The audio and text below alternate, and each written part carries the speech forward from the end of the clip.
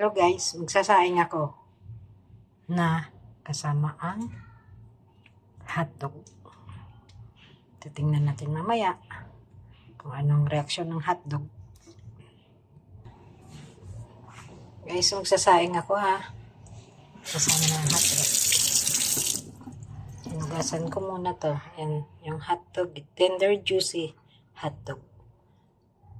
Yan, ganito ang pagsaing ng isang tamad. At ito pa, sasama ko pa yung hugasan muna na maayos. Kasama natin pagkain. Ibabaw lang natin ito.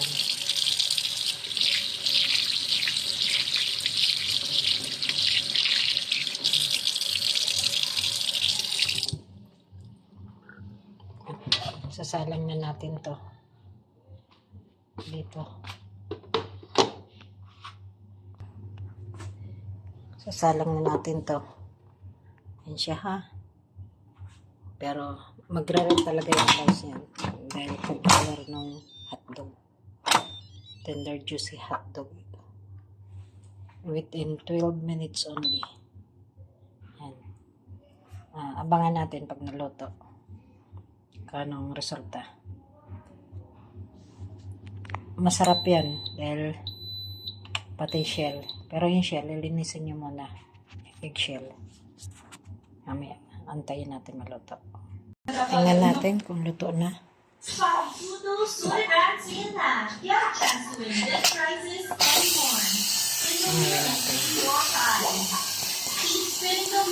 Yung 14 minutes.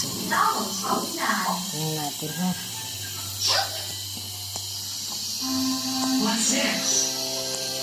Sana hindi nabasag yung egg. Pero tingin ko hindi yan nabasag.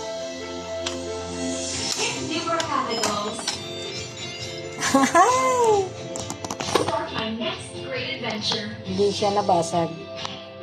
Tataba ng hotdog ko. Pure food. Yan. Hotdog ko. Hotdog ko. Pure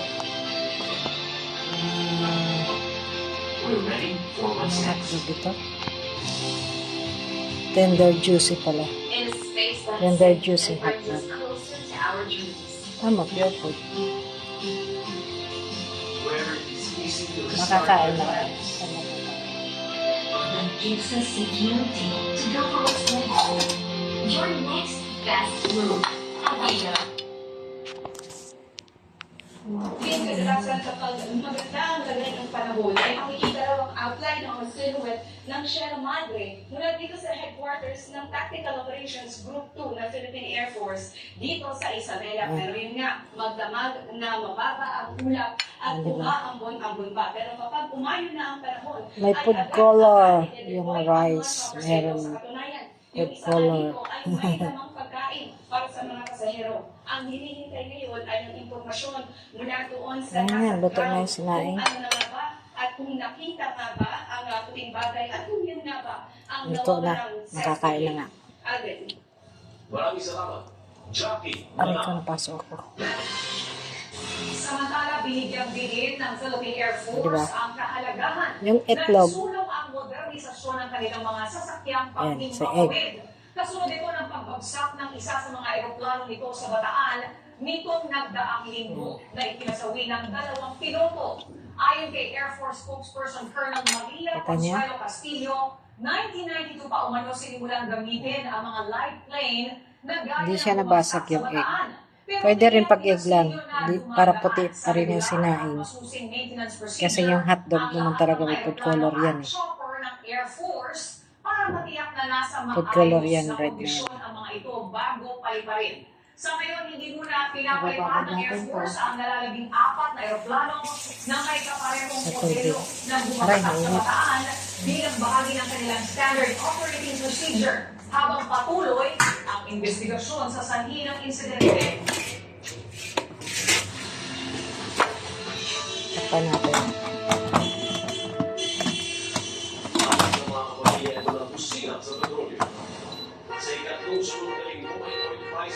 babalatan Sa natin Mabes, sa itlog. maglalaro sa 1.30 hanggang 1.50 magiging dagdag presyo sa gasolina, 85 centavos Hot. hanggang 1.15 sa diesel at 110 hanggang Lagyan natin 150 sa sa kerosene.